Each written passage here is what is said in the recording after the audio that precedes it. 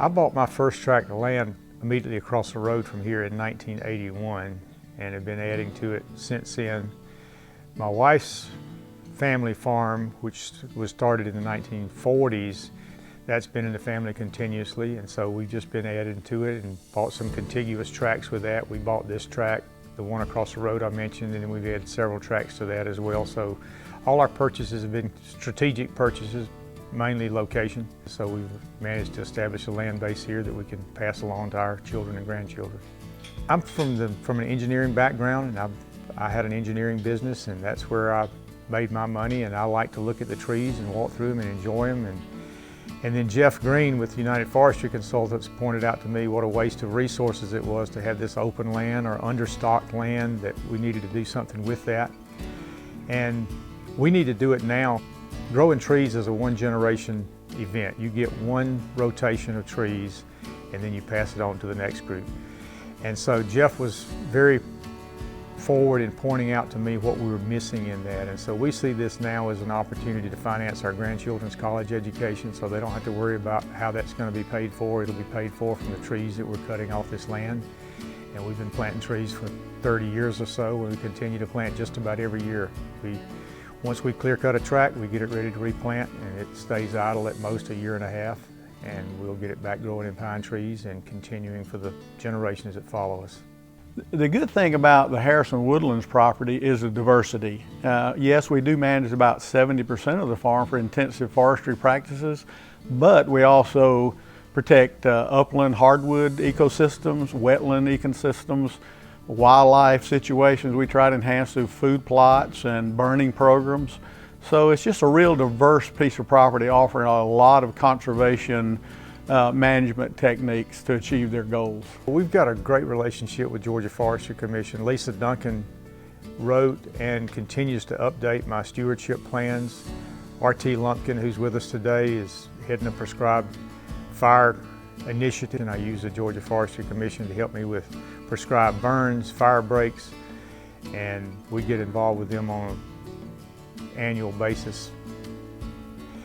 We talk about the purpose of the land and what our values are, what we want out of it, and ours is a combination. It's income, and that's primarily for the generations that follow, but also the recreational aspects, the aesthetics. Jeff will tell me from time to time, you're not going to get your money back over this particular practice you want to employ. Maybe it's a hardwood control spray that we do, but we do it anyway for the aesthetics. A lot of the burning is aesthetics. There's certainly financial values to doing that as well, but the Forestry Commission people, when they're doing the stewardship plans, wants to know what your goals are, and they'll work to accommodate those. Every landowner is different, every tract of land is different, so we look at those and decide what we want to implement. The area where you are right now, we have no plans to ever cut this. This will be left natural unless some disaster comes in, all the trees die, or a natural event, a hurricane or tornado, but we'll keep this pretty much the way you see it in natural growth timber. The farm's been enrolled in the Forest Stewardship Program since 2006 and has been a certified forest since 2008. And the way I became familiar with it and where the nomination for Tree Farm started was I did renewal plans for the stewardship program. So it's just a really good example of a family tree farm. A lot of it is management of planted pine stands, but he also plants longleaf pine in suitable areas. There's a lot of wildlife diversity here. He has properties with gopher tortoises. He of course manages for wildlife, has a lot of wildlife openings, really good hardwood bottoms, and just a lot of diversity to go along with the management of the planted pine stands. This is a loblolly stand that's about 35 years old, and it was burned approximately 3 years ago. Prescribed Fire has done a good job of maintaining the ecosystem here, but as you can see, there's a lot of volunteer pines coming back, and potentially some sweet gum in places. And we would like to put fire back in it as soon as possible to maintain the diversity of the ground cover and eliminate the competition so that the trees can grow healthy and strong. They've been a big proponent of fire, and it's been a real key tool to managing this place and keeping the aesthetic value and wildlife value high.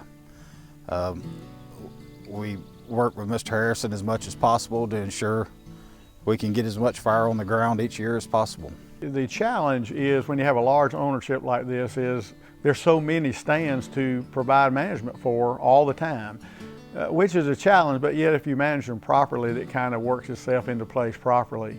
And we take a lot of pride in giving personal attention to our landowner base, and the Harrison family is just a joy to work with. They listen to us, they take our advice and tweak it as they need to based on their goals and objectives, but they're just a joy to work with, and it's easy to integrate what they want to do in a large property. The tree farm program is an important one in terms of promoting good, effective management of the timber farms. I looked at their website a couple of weeks ago. There's 1,600 certified tree farms in the state of Georgia, so they're very active. This whole certification process is going to get more and more important in the timber industry in terms of the marketability of your wood, so that's certainly a big value they bring. And they're heavily involved in assisting the local landowners, the small private landowners, and helping us to make sure we're employing good management techniques. Not everybody is really suited for being in tree farms, so this is kind of an esteemed group here, and we like to see a little more roots established for those landowners, and they look at it as not just a timber income, but for family recreation and places to hunt. I think they said that 75% of the work done on this farm is done by their family. They get out here and do the burning and road maintenance and all that, so they take pride in being in the program.